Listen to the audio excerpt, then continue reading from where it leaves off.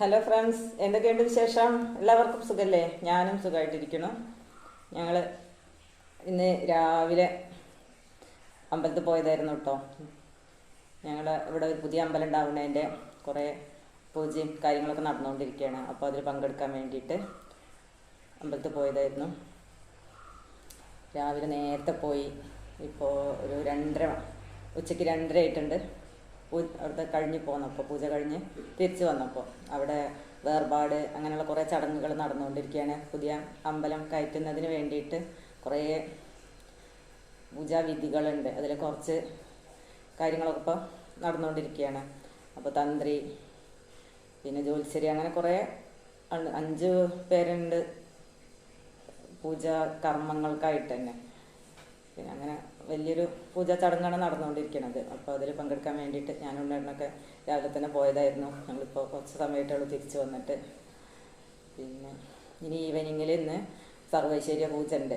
അപ്പോൾ അതിലും പങ്കെടുക്കാൻ വേണ്ടിയിട്ട് പോകണം. എല്ലാതും ഇപ്പോൾ 2-3 ദിവസമാണ് അവിടുത്തെ പൂജകൾ തുടങ്ങിയിട്ട്. അപ്പോൾ 2 നേരം അവിടെ പൂജകളുണ്ട്. അപ്പോൾ അതിലൊക്കെ പങ്കെടുക്കണം. അപ്പോൾ ഇന്ന് സർവൈശ്വര്യ പൂജ ഉണ്ട്, അതിൽ പങ്കെടുക്കണം. അപ്പോൾ അതിന് വിളക്ക്, നാക്കല, പുഷ്പങ്ങൾ ഒക്കെ ആയിട്ട് വീട്ടിൽ നിന്ന് നമ്മൾ കൊണ്ടുപോകണം. നമുക്ക് പങ്കെടുക്കാൻ വേണ്ടിയെങ്കിൽ നമ്മൾ കൊണ്ടുപോകണം. അവിടേക്ക് പോകുമ്പോൾ നിലവിളക്ക് കൊണ്ടുപോകണം, നാക്കല വേണം, പുഷ്പങ്ങളൊക്കെ വേണം. അപ്പോൾ അതിനും പങ്കെടുക്കാൻ വേണ്ടിയിട്ട് ഇനി കുറച്ച് കഴിഞ്ഞിട്ട് പോകണം. അപ്പോൾ അതിൻ്റെ ഒരുക്കങ്ങളൊക്കെ ചെയ്ത് വെച്ചിട്ടുണ്ട്. നിലവിളക്കും നാക്കിലൊക്കെ റെഡിയാക്കി വെച്ചിട്ടുണ്ട്. ഇനി പൂവ് അറക്കാനുണ്ട്, അറുത്തിട്ട് വേണം. തെച്ചിയും തുളസി പൂവൊക്കെ വേണ്ടത് അതിവിടെ ഉണ്ട്. അത് അറുത്തെടുക്കേ വേണ്ടുള്ളൂ. അപ്പോൾ അത് കൂടി ചെയ്യണം. പിന്നെ കുളിക്കണം, ഡ്രസ്സ് മാറ്റണം, എന്നിട്ട് വേണം പോകാൻ. അപ്പോൾ അത്രയും കാര്യങ്ങളൊക്കെ ചെയ്യാനുണ്ട്. അതുകൊണ്ട് ഇന്ന് വേറെ വീഡിയോ ഒന്നും ഞാൻ എടുത്ത് വെച്ചിട്ടുമില്ല. അപ്പോൾ ഞാൻ ഇങ്ങനൊരു വീഡിയോ ചെയ്യാമെന്ന് വിചാരിച്ചു. അപ്പോൾ ഞങ്ങൾ അമ്പലത്തിൽ നടക്കുന്ന വിശേഷങ്ങൾ നിങ്ങളോട് പങ്കുവയ്ക്കാമെന്നും വിചാരിച്ചു. അപ്പോൾ നമുക്കൊക്കെ ജീവിതത്തിൽ ഇത് ഒരമ്പലം പുതിയത് ഉണ്ടാവുന്നത് കാണാനുള്ളൊരവസരം വളരെ ദുർലഭമായിട്ടാണ് കിട്ടുള്ളൂ. എല്ലാ അമ്പലങ്ങളും എത്രയോ വർഷങ്ങൾ മുന്നേ കയറ്റിയതായി ആവും. അവിടെ നമ്മൾ പോയി തൊഴണോ, നമുക്കതിനെക്കുറിച്ച് ഒരു കാര്യങ്ങളും അറിയില്ലല്ലോ. നമ്മൾ അവിടുത്തെ പ്രതിഷ്ഠയും കാര്യങ്ങളൊക്കെ എത്രയോ വർഷങ്ങൾ എന്ന് പറഞ്ഞാൽ ചിലതൊക്കെ 1000കണക്കിന്, ചിലതൊക്കെ 100കണക്കിനൊക്കെ വർഷങ്ങൾ പഴക്കമുള്ള കാര്യങ്ങളോ. നമുക്കതിനെക്കുറിച്ചൊന്നും ഒരു അറിവുണ്ടാവില്ലല്ലോ. ഇവിടെ കുറേ ഇതേമാതിരി 100കണക്കിന് വർഷങ്ങൾക്ക് മുമ്പ് ഇവിടെ അമ്പലം ഉണ്ടായിരുന്നു എന്നുള്ളതാണ്. അങ്ങനെ പുതിയതായിട്ടൊരു ഭൂമിയിൽ അമ്പലം ഉണ്ടാക്കുകയല്ല, ഇവിടെ അമ്പലം ഉണ്ടായിരുന്നു. അത് ആരും ശ്രദ്ധിക്കാഞ്ഞിട്ടോ ഇനി അല്ലെങ്കിൽ എന്തുകൊണ്ടോ അത് നശിച്ചു പോയതാണ്. എങ്ങനെ നശിച്ചു എന്നൊന്നും ആർക്കും അറിയില്ല. ഇപ്പോഴുള്ള തലമുറയിലുള്ള ആർക്കും അതിനെക്കുറിച്ചൊന്നും അറിയില്ല. ഇപ്പം എൻ്റെയൊക്കെ ഏജുള്ള തലമുറ അതിൻ്റെ ഒരു മുൻപേ ഉള്ളതും അതിൻ്റെ മുൻപേ ഉള്ളവർക്കും അറിയില്ല എന്നാണ് പറയുന്നത്. കേട്ടിട്ടില്ല. അവിടെ അതിൻ്റെ കുറച്ച് ഭാഗങ്ങളൊക്കെ നിൽക്കുന്നതും അങ്ങനത്തെ കാര്യങ്ങളൊക്കെയാണ് എല്ലാവർക്കും അറിയുള്ളൂ. അപ്പോൾ പിന്നെ അമ്പലം ഉണ്ടായിരുന്നു എന്നുള്ള കാര്യം ശരിയാണ്. കാരണം അവിടെ ഉണ്ട് എന്നുള്ളത് ഉറപ്പുള്ളൊരു കാര്യമാണ്. കാരണം അമ്പലത്തിൻ്റെതായിട്ടുള്ള ചെറിയ മണിക്കിണർ എന്നൊക്കെ പറയില്ല, അതുപോലത്തെ ഒരു കിണറുണ്ട്. അമ്പലത്തിന് ഇതിൻ്റെ ഓവ് എന്ന് പറയും. ഭഗവാന്റെ ഉള്ളിൽ ഉള്ള ഭഗവാനെ കുളിപ്പിക്കണം, അങ്ങനെയൊക്കെ ആ തീർത്ഥങ്ങളൊക്കെ വരുന്ന ഒരു ഓവുണ്ടല്ലോ, അതുണ്ട് അമ്പലം അവിടെ കിടക്കുന്നുണ്ട്. പിന്നെ ഇപ്പോൾ അവിടെ നിന്ന് നികത്ത് ഇതൊക്കെ ചെയ്ത് നോക്കുമ്പോൾ അവിടുന്ന് ഒരു നാഗത്തിൻ്റെ ഒരു പ്രതിഷ്ഠ അത് കിട്ടിയിട്ടുണ്ട്. പിന്നെ വേറൊരു ഇതുപോലെ നാഗത്തിൻ്റെ തന്നെ വേറെ ഇത് കിട്ടിയിട്ടുണ്ട്. അങ്ങനെ അവിടെ കുറേ സംഭവങ്ങൾ അവിടെ അമ്പലത്തിൻ്റെതായ കാര്യങ്ങൾ നമുക്ക് ചെന്നാൽ കാണാനുള്ളത് അവിടെ തന്നെ ഉണ്ട്. അപ്പോൾ അമ്പലം ഉണ്ടായിരുന്നു എന്നുള്ള കാര്യം ഉറപ്പ് തന്നെയാണ്. അല്ലാതെ നാഗപ്രതിഷ്ഠകൾ നാഗത്തിൻ്റെ ബിംബങ്ങളൊന്നും അവിടെ ഉണ്ടാവില്ലല്ലോ. ഒരു അമ്പലമൊന്നും അല്ലാത്തൊരു പ്രദേശത്ത് ഒരിക്കലും അങ്ങനത്തെ ഇതൊന്നും ഉണ്ടാവില്ല. പിന്നെ തറകളുണ്ട്. പിന്നെ അതിൻ്റെ കല്ല് പോലെ അമ്പലത്തിന് ഉള്ള പ്രത്യേക ഷേപ്പിൽ ചെത്തിയ കല്ലുകളൊക്കെ അവിടെ ഉണ്ട്. അങ്ങനെ അമ്പലത്തിൻ്റെതായിട്ടുള്ള ഒരുപാട് സംഭവങ്ങൾ അവിടെ നിന്നാൽ കാണാനുണ്ട്. അപ്പോൾ അതുകൊണ്ട് ഇപ്പോൾ അവിടെ കുറേ ചടങ്ങുകളൊക്കെ ഉണ്ട്. അമ്പലം കയറ്റാൻ വേണ്ടി പെട്ടെന്ന് പോയിട്ട് അങ്ങനെ അവിടെ ചെയ്യാൻ പറ്റുന്ന കാര്യമല്ലല്ലോ അമ്പലത്തിൻ്റെതാകുമ്പോൾ ഒരുപാട് പൂജാവിധികളും ചടങ്ങുകളും അങ്ങനെ സാവകാശം എല്ലാം നോക്കി, പിന്നെ കുറേ താന്ത്രിക വിധികളും പിന്നെ ജ്യോത്സ്യരും അങ്ങനെയൊക്കെ എല്ലാതും കൂടെയൊക്കെ നോക്കിയിട്ടൊക്കെയാണ് ചെയ്യുന്നതാണ്. അപ്പോൾ അവിടെ ഇപ്പോൾ അതൊരു അങ്ങനെ കിടക്കണൊരു ഒന്നുമില്ലാതെ കിടക്കണൊരു സംഭവമല്ലേ. അപ്പോൾ അവിടെ ഒരു വേർപാട്. അപ്പോൾ അവിടെ ദേവഭൂമിയാക്കി മാറ്റണം അതിപ്പം നിൽക്കണ സ്ഥലം.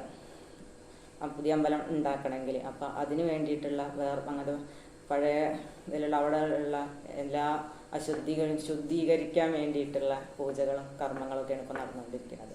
അപ്പോൾ അതിലൊക്കെ പങ്കെടുക്കാൻ വേണ്ടിയിട്ടാണ് ഞങ്ങൾ പോയിട്ടുള്ളത്. തൊഴുതു. ഇന്ന് പിന്നെ തൈപ്പൂയ ആയതുകൊണ്ട് സുബ്രഹ്മണ്യ സ്വാമിക്ക് ഒരു പ്രത്യേക പൂജയൊക്കെ അവിടെ ഉണ്ടായിരുന്നു. അപ്പോൾ അതിലും പങ്കെടുത്തു. ഞങ്ങളൊക്കെ എപ്പോഴും അമ്പലത്തിലൊക്കെ പോകുന്ന ആൾക്കാരായതുകൊണ്ട് ഏത് അമ്പലത്തിലെ ചടങ്ങുകൾക്കൊക്കെ ഞങ്ങൾ പങ്കെടുക്കാറുണ്ട്.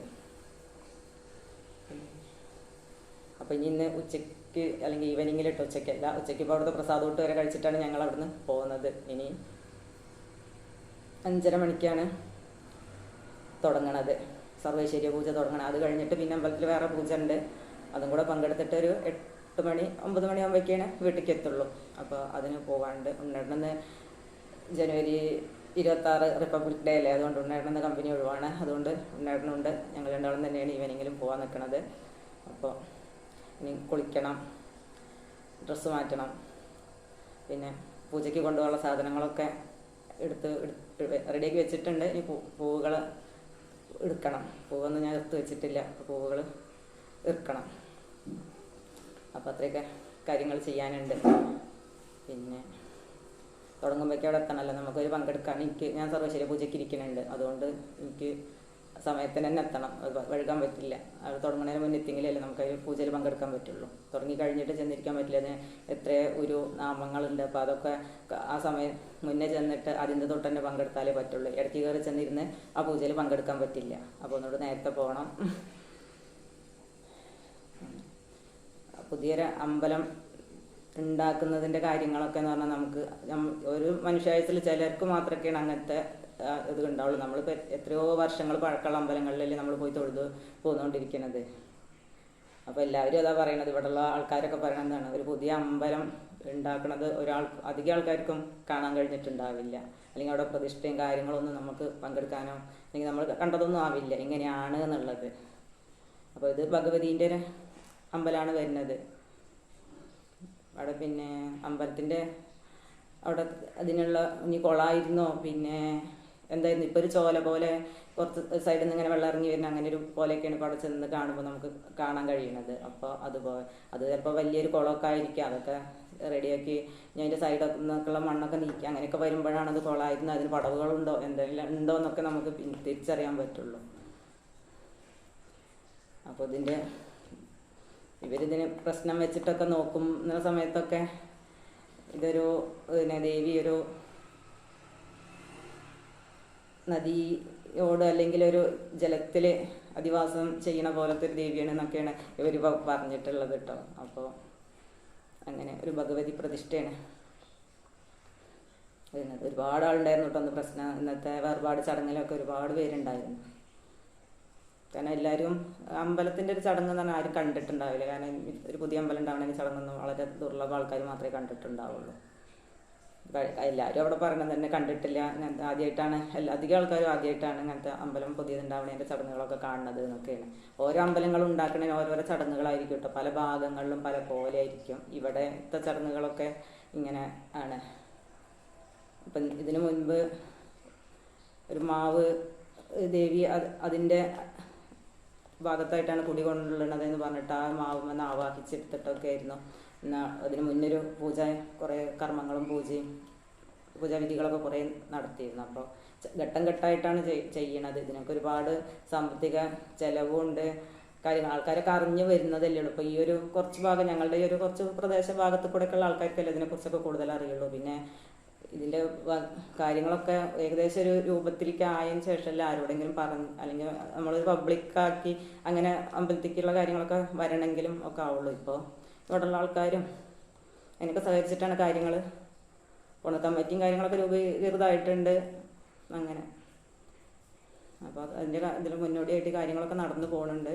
എല്ലാ ആൾക്കാരും സഹകരിച്ച് കാര്യങ്ങളൊക്കെ ഭംഗിയായിട്ട് തന്നെ നടക്കുന്നുണ്ട്. അപ്പോൾ വഴുകാതെ തന്നെ ഒരമ്പലം ഞങ്ങളുടെ ഭാഗത്ത് ഉണ്ടാകുമെന്ന് പ്രതീക്ഷിക്കുകയാണ്. അപ്പോൾ ഏതായാലും സർവൈശ്വര്യ പൂജയിൽ പങ്കെടുക്കാൻ പോട്ടെ. എല്ലാവർക്കും സർവൈശ്വര്യങ്ങളും ഉണ്ടാവാൻ വേണ്ടി ഞാൻ പ്രാർത്ഥിക്കാം. എൻ്റെ കാര്യം പറയുന്നത് കൂടി എല്ലാവരും എൻ്റെ സബ്സ്ക്രൈബേഴ്സിന് എൻ്റെ എല്ലാവരുടെ കാര്യങ്ങളും ഞാൻ ദേവിയോട് പ്രാർത്ഥിക്കുന്നുണ്ട്. അപ്പോൾ ഇന്നത്തെ വീഡിയോ ഇത്രയൊക്കെ ഉള്ളൂ. മറ്റൊരു വീഡിയോ ആയിട്ട് വീണ്ടും കാണാം.